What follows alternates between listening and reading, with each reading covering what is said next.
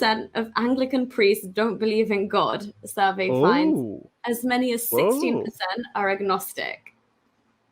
Okay, so they're just... Wow, even priests. Yeah, What for the the hell are they highest doing? level. They're just going through the motions, doing these little practices. Man, just chill. Yeah, have a bite of the wafer, sip the wine. As a prerequisite for the job of being a Church of England priest, it would seem not unreasonable to expect a belief in God to be fairly essential. You would think, right, Horace? That's a prerequisite. It's literally like a required thing. Okay. But this is not the case. According to a poll of Anglican clergy, which found that as many as 16% are unclear about God, agnostic, and 2% think it is no more than a human construct. Oh, so 2% are convinced atheists and 16% are agnostics. Yeah, which makes you think, what makes you stay in something that you think is a human construct? But hey, the money's rolling in. You've got young boys around you, if you're that way inclined, which a lot of these men are found to be. No. That means no. You're implying then those agnostic and atheists, those are the ones who are doing all the dirty. No, I'm just saying it's within the priesthood. It's a bit of an endeavor. No, let's just be charitable to them. Let's just say, of course. Okay, maybe fine, they just like the power, status, and money, the status, respect. The respect. That tax-free lifestyle, the respect, exactly. Okay, and those Nuria, also Nuria, I remember Richard Dawkins did this foundation, and he said that a lot of priests were writing him that because of you we've lost our faith, but we don't know any other. We don't have any other skill. We didn't go to university. What do you do when you've spent the best part of your life just knowing this one thing? Because when you go into this, it's a whole thing. Whereas like you work up this hierarchy, so you don't actually get an education in a formal sense in the same way like you and I would or whatever. So that's a very good point. By the way, yours truly has also convinced a couple of imams and religious like preachers leave Islam. Yeah, like I talk about on YouTube, and had a lot of subscribers, and a couple of imams have messaged us. Yeah, didn't an imam change his position on evolution because of some conversation you had with him or something as well? No, he didn't change it. He just gave in front of me at that point. That was Mufti Uthman, but then he then he retracted again because that was embarrassing for him. But when I cornered him on evolution, when I asked him, "What do you know about evolution?" He didn't know anything, and then he accepted. And then at the end, he said, "Yeah, okay, God is causing this evolution," but then he retracted. But anyway, that was a bit of a Professor Hood boy and Hamza. What's his last name? Kind of moment. Sources.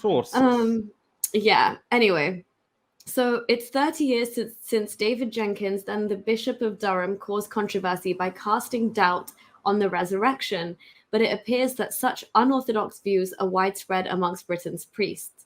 In addition to those who describe God as a human creation, the YouGov poll found that 3% believe that there is some sort of spirit or life force, and 9% argue it is impossible to imagine what God is like.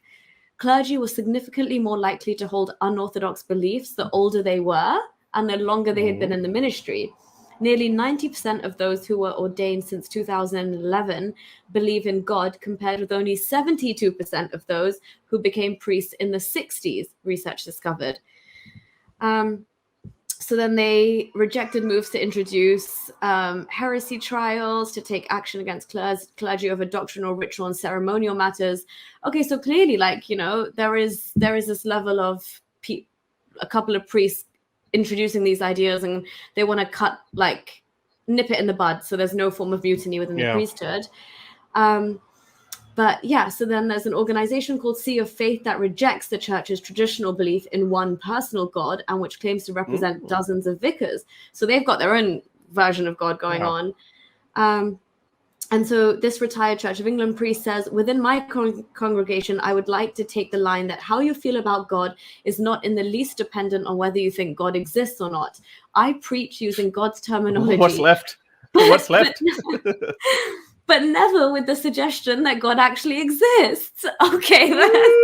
What's left? Exactly. So he uses all the words, but he never says listen, I'm saying all of this, but I never said any of it was real. Okay, that's you. Yeah. That's you thinking it's real. But he goes, once you have accepted that religion is a human creation, then it is like art and literature and things like that. They are an extremely valuable way to understand yourself. That's it, and nothing more. Yeah, and then Alif Rofson, a lay member, said that she did not understand how someone could be a priest at the same time as not believing in God. They shouldn't have been selected, but if they have lost their faith, it's a great shame. She said, clergy just preach social claptrap these days. We expect better from them. The YouGov survey interviewed more than 1,500 Anglican clergy from the church in Wales, England, and the Scottish Episcopal Church. It was commissioned. So, Horace, even within the clergy itself, the percentages, albeit not as starkly as what we're seeing in other parts of the world, but this is within the religious sacred institutions themselves. If it's crumbling from within, we can't ask for much more. But you know, it got me thinking while you were reading this, and I was thinking, so we can expect the similar kind of outcome in 5-10 years time in the Muslim world as well. We could think that some, and a lot of people, there was this guy I remember vaguely, I don't know if I brought it up in Love Letters or not.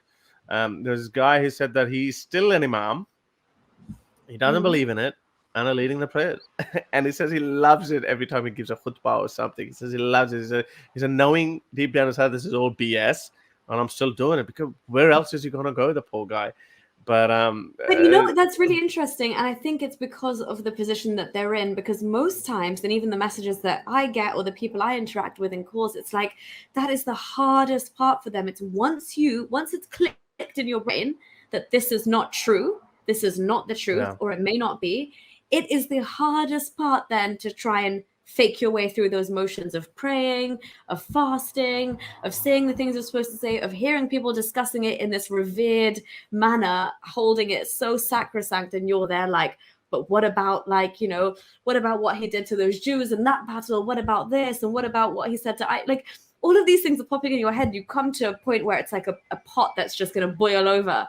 And a lot of Muslims struggle with, a lot of ex-Muslims or questioning Muslims struggle with that and find that they have to fully move away. So it makes sense that, as you said, like, again, this man, this mufti, I'm sure, who spent the best portion of his life studying Islamic theology, studying in madrasas, teaching other students, it seems like, where do I go now? Do I go back to university at this ripe old age? Which I say always do it. I don't think there's any age where it's too late to stop learning. There's 90-year-old women applying to my university in London, trying to get a law degree, and more power. Like, why the hell not? Yeah. But yeah, it just seems she's going to have a great career in law. Horace Sultan, don't be rude. I'm just saying. No. I actually saw. I actually saw in the news there was this guy who was 80 or something, in his 80s, and he did a PhD in something. I was like, wow, okay, you know what? At least on your tombstone, it'll be written doctor or something. Horace Sultan. All right. You're going to turn that age anyway, whether you've got your PhD or not. So I know. I'm just I'm giving them more power. I'm saying you would get old anyway. You may as well get old with a PhD in tow. You know? Exactly. As I said, you get to write that doctor on your. Okay, shush. Okay. If you like these videos and want to support me in my activism, then you can support me on Patreon or PayPal. Stay free, everyone.